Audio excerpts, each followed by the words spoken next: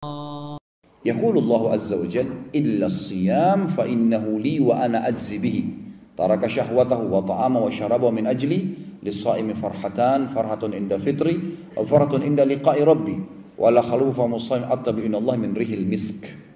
Terjemahannya, sebenarnya puasa itu, kata Nabi SAW, puasa itu semua amal ibadahnya anak Adam sudah ditentukan kadar pahalanya. Bisa 10 sampai 700 kali lipat. Kecuali puasa, karena dia milikku dan aku akan membalas secara langsung, kata Allah, karena dia meninggalkan syahwatnya, makanannya, minumannya karena aku. Apa makna di sini teman-teman sekalian? Semua amal ibadah anak Adam, sholatnya, bakti sama orang tuanya, haji, jihadnya, sudah ditentukan kadar pahalanya 10 sampai 700 kali lipat. Artinya beda pahalanya antara orang, misal antum mau sedekah, keluar dari rumah, membawa uang, kalau di Indonesia saya bahasakan, mungkin di sini real, rupiah misalnya, kita ambil uang yang paling besar, 100 ribu, uang yang paling bersih, bahkan tidak ada leceknya sedikit pun, kemudian kita taruh di kantong kita di sebelah kanan, niat untuk sedekahkan. Dengan uang yang sudah lecek atau sudah agak tua ditaruh kantong kiri untuk kita belanja. Ini beda pahalanya dengan orang yang uangnya tercampur. Kalau ada orang miskin yang minta, dia tinggal tarik, mau lecek, mau baru, mau tua, dikasih aja, tanpa juga melihat nilainya besar atau kecil. Akan beda pahala. Ada kemasan yang positif di sini. Beda pahalanya antara orang yang terbangun tengah malam jam 3, lalu dia sholat tahajud tanpa diprogramkan. Beda dengan orang yang dari sebelum tidur sudah niat mau sholat malam, sudah bunyikan jam beker, pada saat bangun juga sebelum tidur dia sudah siapkan sejadah dengan dibubuhi minyak wangi.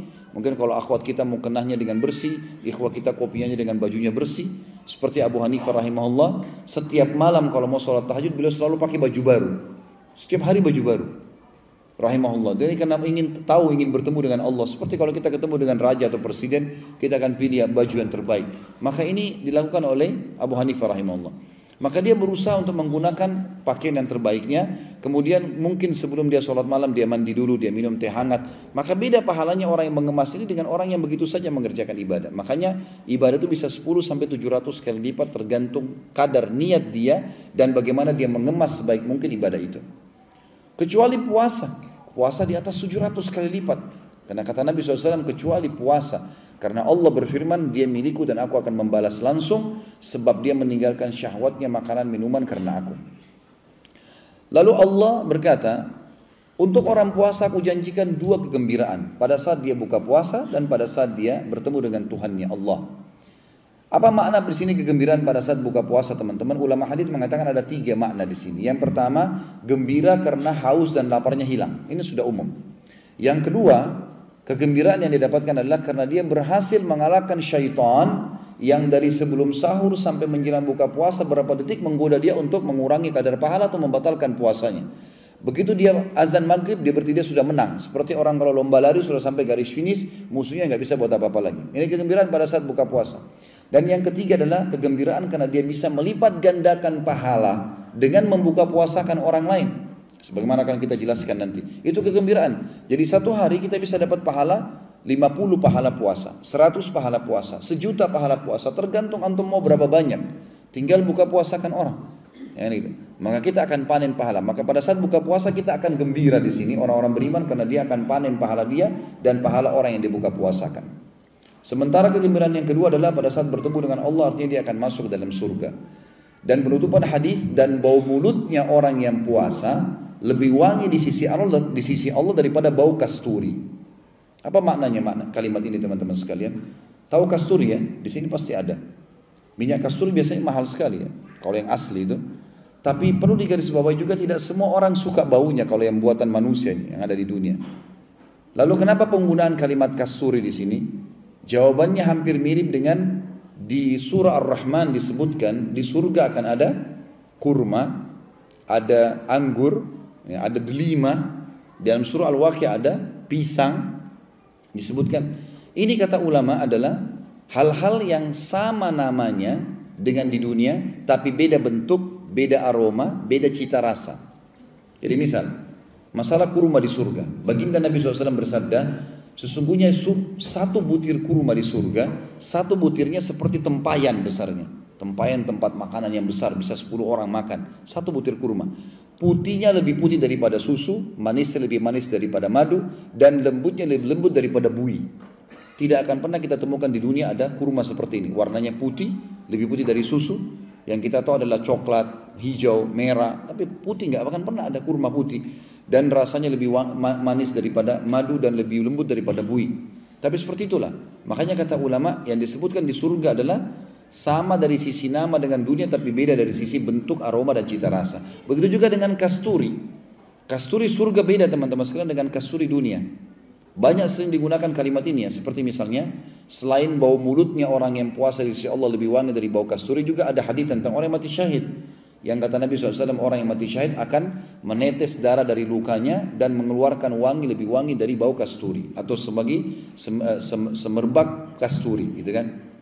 Maka kata para ulama ini adalah kasturi akhirat.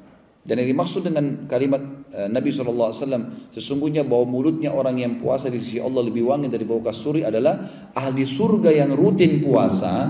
Nanti kalau dia ngobrol dengan ahli surga yang lain dan di surga itu, mulutnya mengeluarkan bau kasturi yang wangi.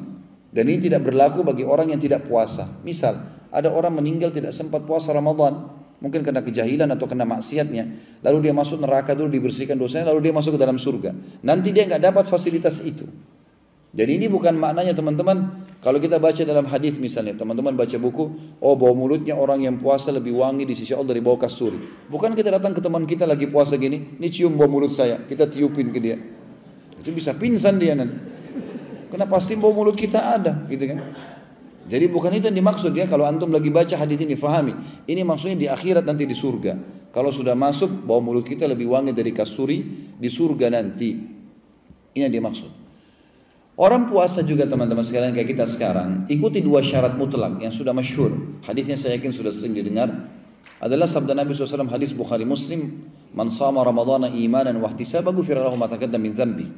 Untuk menambah ekstra yang kita bisa dapatkan lagi puasa, selain pahala yang lebih besar sampai 700 kali lipat mengalahkan ibadah-ibadah yang lain, juga kita bisa membersihkan semua dosa kita dengan puasa itu. Dan setiap hari ada pembersihan dosanya. Sebagaimana sabda Nabi SAW, siapa yang berpuasa Ramadan karena keimanan dan mengharapkan pahalanya, 2 syarat, maka dibersihkan dosa-dosanya yang lalu. Apa maknanya keimanan teman-teman sekalian? Keimanan artinya semua orang pun tidak puasa, saya tetap puasa. Enggak ada urusannya antara saya sama Allah. Itu makna keimanan. Jadi bukan puasa karena enggak enak sama teman, enggak enak sama atasan, enggak enak sama pasangan hidup, enggak enak sama lingkungan, enggak. Memang karena Allah, itu keimanan. Siapa yang berpuasa karena keimanan, yakin ini perintah Allah dan mengharapkan pahalanya, maka dibersihkan dosa-dosanya yang telah lalu. Puasa ini teman-teman harus diikutkan seluruh anggota tubuh kita puasa. Kalau tidak bisa sia-sia puasa kita. Mata harus puasa, telinga harus puasa, tangan puasa, kemaluan puasa, kaki puasa, semua puasa ini. Jadi bukan cuma perut saja dengan tenggorokan. Misal contoh sabda Nabi SAW dalam sebuah hadis sahih riwayat Bukhari, man lam yada' qawla az-zuri wal 'amala bih, falaysa lillahi hajatun fi an yada'a ta'amahu wa syarabah. Siapa yang tidak meninggalkan perkataan dusta dan perbuatan dusta, maka Allah tidak sudi menilai lapar dan hausnya. Jadi kalau puasa tapi masih dusta, batal puasanya. Amal-amal ini tidak boleh dilakukan.